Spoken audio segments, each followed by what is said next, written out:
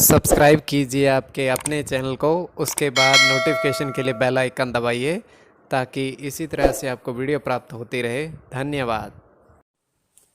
स्वपन अंगफल देखिए, कोई भी आपका स्वपन शुभ या अशुभ अर्थ के लिए आप सब्सक्राइब कर लीजिएगा। अलग अलग स्वप्नों के अलग अलग अर्थ बनते हैं।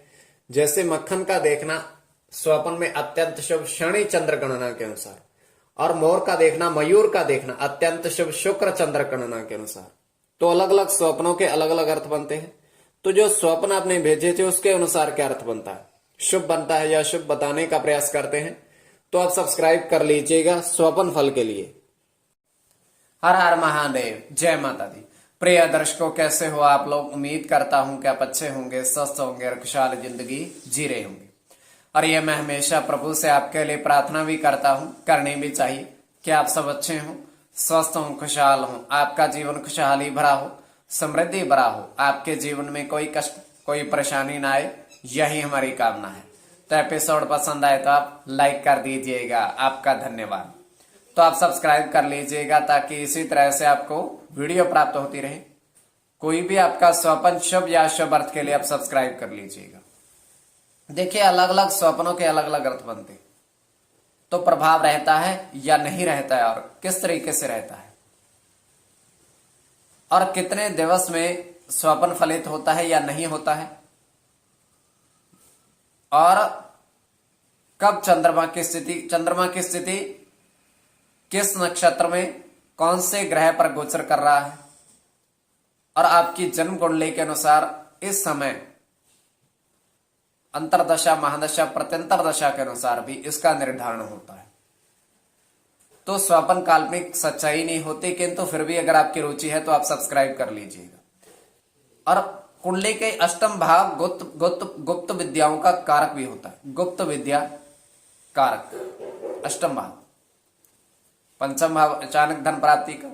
तो जो आपके स्वप्न अपने भेजे थे उनका अर्थ बताने से पूर्व स्वयं का स्वप्न 2:06 समाप्ति का समय।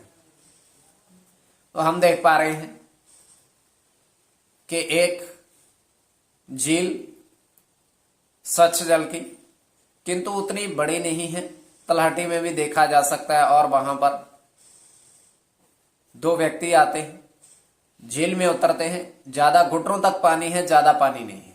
उस पर स्नान करने का प्रयास करते हैं, किंतु स्नान उनसे होता नहीं क्योंकि पानी कम है।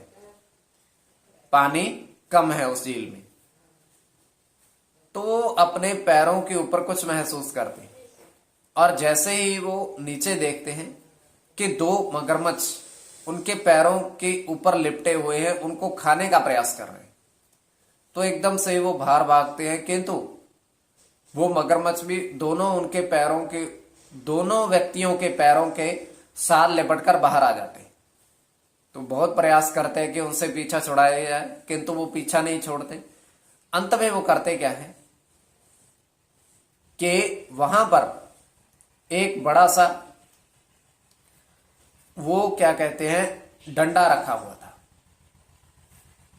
बाहर निकलते हैं, जैसे ही वो डंडा रखा हुआ था उन दोनों को डंडे से मारते हैं और मारकर उनको भगाने का प्रयास करते हैं। किंतु तब तक वो उनका पूरा पाँव निगल चुका था, निगल करके वो बाहर चला जाता है, क्षमा करिए, झील के अंदर।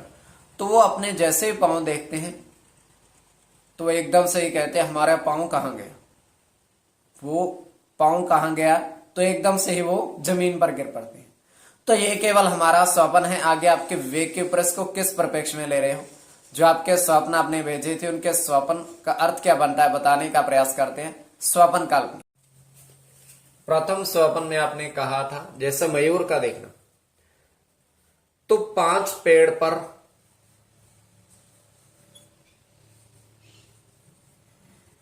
मयूर देखे, मतलब मोर देखे,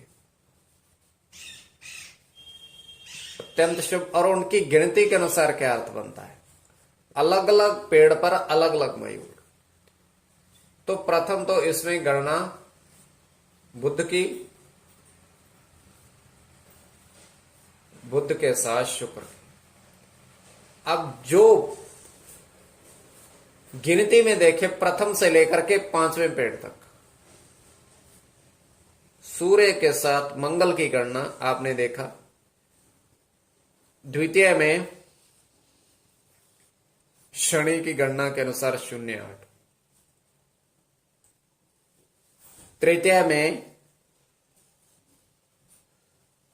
सूर्य राहु 1.3।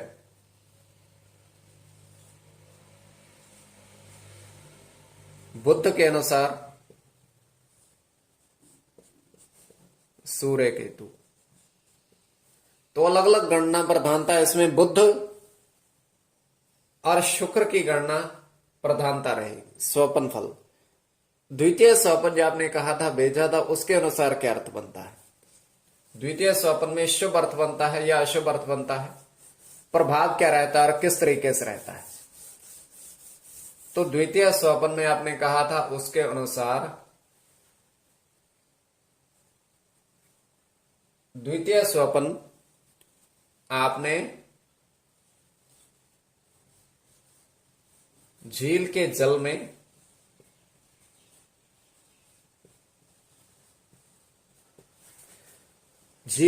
में आपने 2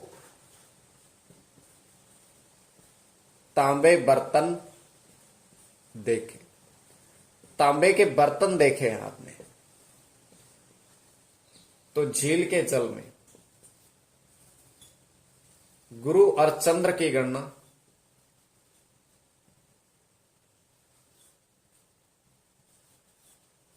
बुध और गुरु की गणना,